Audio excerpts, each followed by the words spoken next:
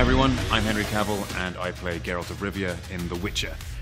I'm here today to talk about some of my training and how it has differed over the years, especially from movies like Immortals and Superman up until now in The Witcher. I'm going to show you some of my movements with my trainer that applied to my weights regime. Every morning I started with fasted cardio and then I did a weight training regime which happened whenever I could fit the workout in with my schedule. And I'm going to show you some of those movements now. This is my trainer Dave Rienzi, and he has guided me through a couple years now of various programs, and for The Witcher in particular we had to focus on things which would support the level of stunt work that I was doing. Absolutely, and really with all the stunt work he's doing, the key foundation movement we're going to incorporate is a Romanian deadlift to strengthen the posterior chain.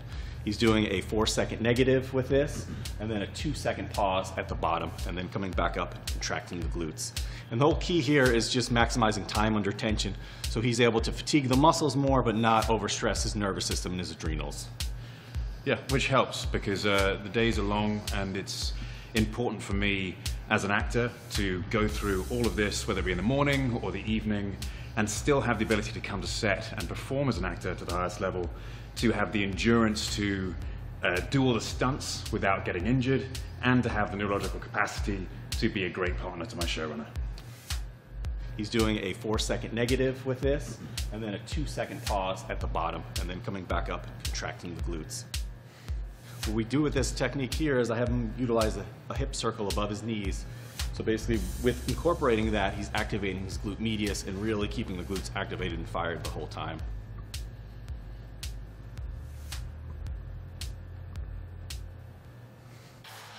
So the next exercise we're utilizing here is a hyperextension. We're actually doing this on a glute ham machine, which is going to be more challenging than a traditional hyperextension machine.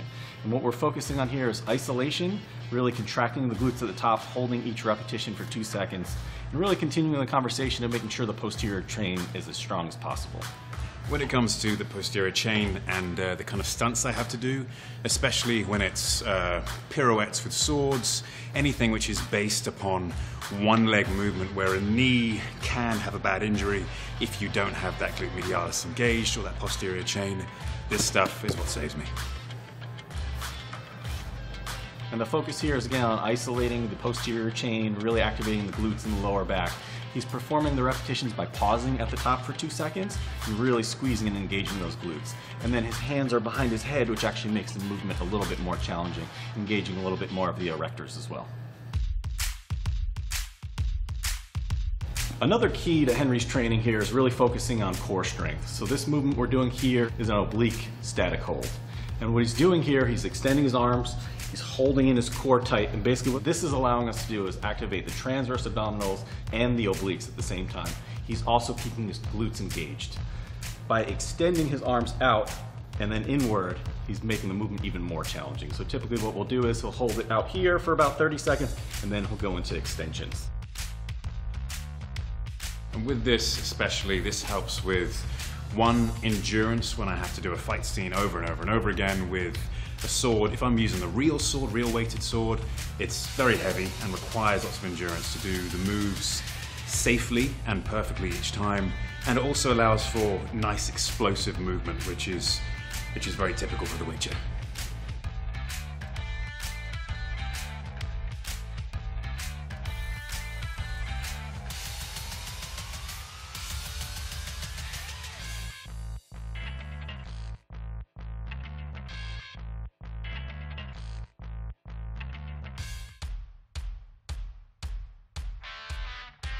For this role, Henry needed to do a lot of sword fighting. So with the sword fighting, the key for the training was to really focus on the shoulders, making sure the shoulders are strong, and then also that muscular endurance is there for the shoulders. This movement here is a variation of side laterals and front raises. So each repetition is actually 3 repetitions. He's starting out in a traditional side lateral for the first rep, then he's coming a little further forward for the next one, and then doing a traditional front raise for the next one. So this allows us to target the medial deltoid and the anterior deltoid in one movement.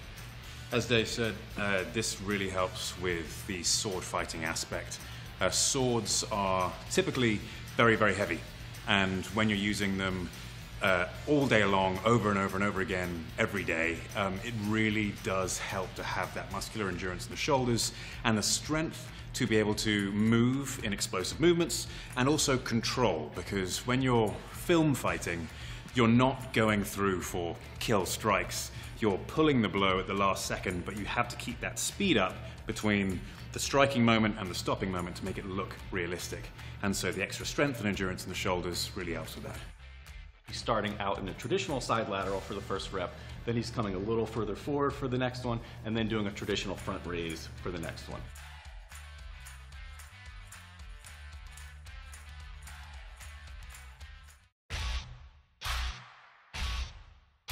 So this exercise we're performing here is going to be a dumbbell curl alternating from a static hold.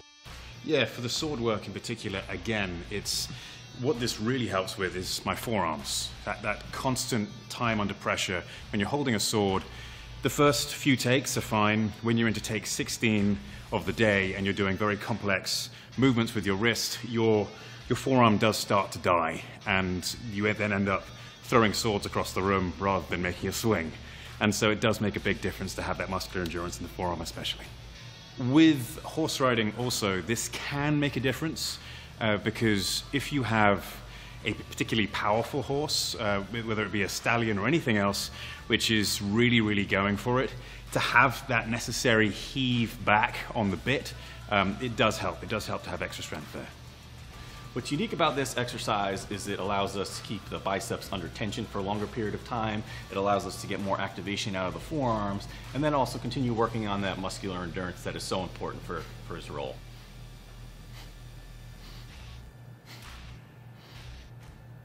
Right, everyone, well that's it, and what we've shown you today has been a selection of moves. That is not a workout in particular, but those are moves which we put into workouts depending on which muscle group or muscle groups we are working for that particular day. The most important thing to remember is that you are you. Everyone has a different genetic makeup, everyone is at a different stage of fitness or training, or even has a different amount of calories going in. So you do you, and just make sure each workout is the hardest that you can do it. Don't look at the person next to you, just work out whether you worked as hard as you could for that workout.